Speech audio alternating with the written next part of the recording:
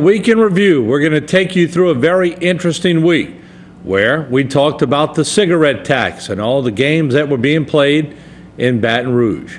We also showed you Butch Gautreaux, the outgoing senator, a Democrat, taking issue with Republican Governor Bobby Jindal. That was very heated. We have all those stories and a lot more as we take you back on the Week in Review. Deep in the heart of the bayou, we are gathered here tonight. Now it's time for action, cause our lives are on the line. Tonight we'll do our very best to break through all the bureaucratic mess. The time has come tonight, cause it's bayou time. Show what Louisiana's all about.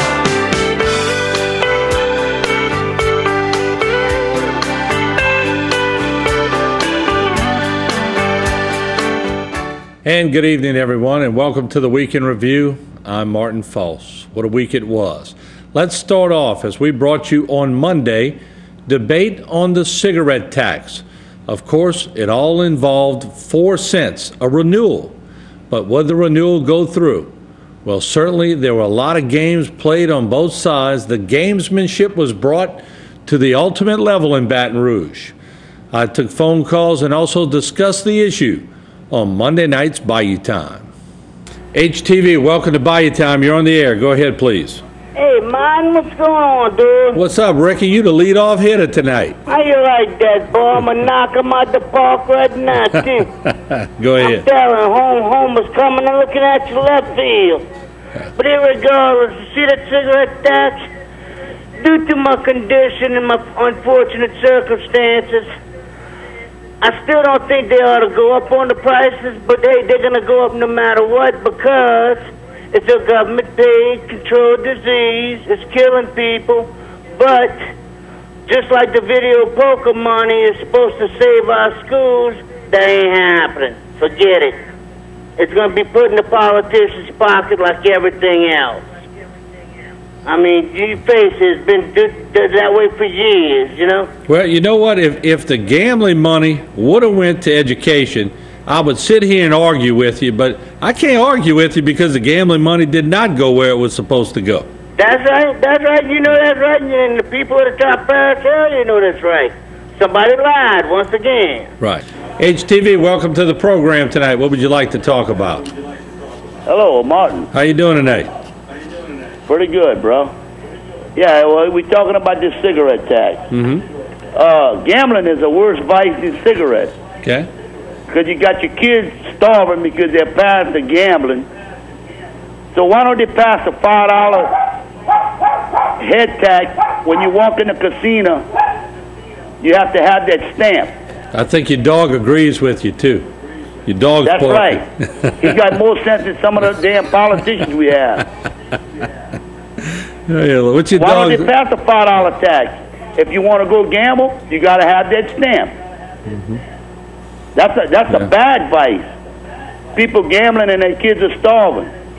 Yeah, what'd you think about the House in their ploy today? It was a little different, but they certainly launched a scud right in the governor's camp by adding that to another House bill. I thought that was pretty gamesman to do that. Well, it's got to be voted on by the people now. Yep, that's right. And you know, you ought to call a call the other night about these taxes. That we steady giving away our little freedoms, like these permits and stuff like that.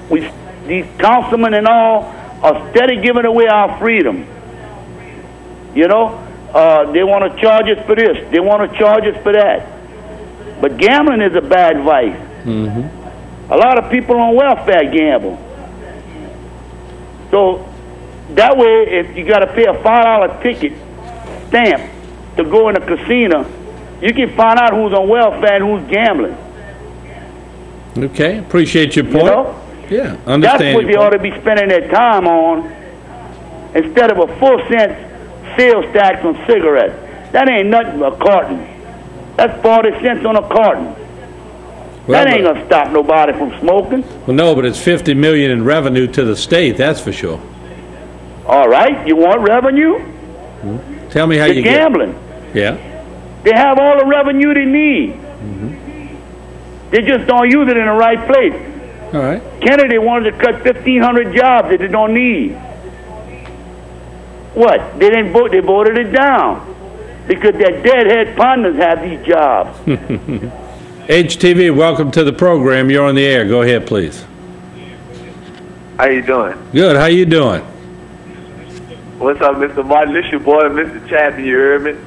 All right, go ahead. Just what I wanted to say, you know, like, on them cigarettes, you know, you can't really stop nobody from smoking because, like, you know, like they trying to stop people from smoking marijuana and they just go and get mojo. You know what I'm saying? Mm-hmm. So it don't matter what the price is, you can't really stop nobody. Like a couple of my homeboys, you know, like they started selling drugs because of the less jobs that they had down here, you know. So I'm saying like this, how you gonna stop people in the store from selling mojo? You can't even stop some of these dealers that's out here on the street. Mm-hmm. Well, I would agree. In a legitimate way. Well, wait, I would agree. Let me respond to your question to me.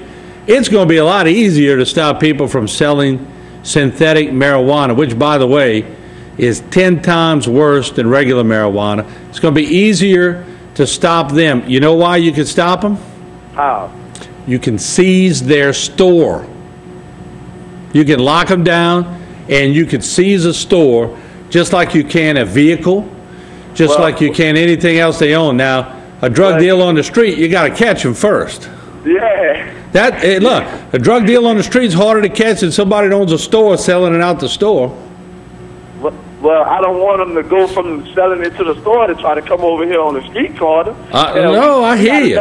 I hear you. Drugs out here on the street corner as it is. Well, you know about somebody from the store. But here was my big thing. Here was my big thing about the mojo and everything else. They were making it look like to the kids that was no bad deal, when in fact it was so new, so many chemicals in it, that when the kids were smoking it, they were going crazy, committing suicide, having bleeding in the brain and the ears. So they were misrepresenting what they were selling, in other words. If somebody's going to buy crack or marijuana or crystal meth on the street, they know what they're getting because they've been taking it and they've been buying it. Yeah. So, I mean, I'm not condoning it. Don't get me wrong. Yeah. It's two different animals, though. We're comparing, apples to oranges here. Well, I know a way that we can stop it, you know, from the mojo to everything. Only thing we got to do is get the community involved. You know what I'm saying? I ain't talking about starting no riot or nothing, but, you know, if we get the community involved, you're definitely going to put it to a stop. Well, hey, I'm going to tell you. Let me toot our own horn here. We did start it here on HTV, and guess what? I'm looking at the bill right here. It's going to be illegal. And I'm going to tell you, we pushed and pushed and pushed, and we got people behind it, and the DA got people behind it from Thibodeau and Houma. It wasn't just an HTV thing. It was a community thing, and the people got behind it. And we can do the same thing with other things. Well, I'm going to try to get my people behind it with you, too, because, you know, most of my homeboys and stuff, you know, they don't take the time out to see what's going on in their neighborhood. Mm-hmm. I watch HTV. I try to get as much people to watch HTV because it's not just it's about us in this community in Terrebonne Parish. Well, thank you. I appreciate it. We're going to keep trying, and we need you to keep trying with us. All right. All right? Have a good night.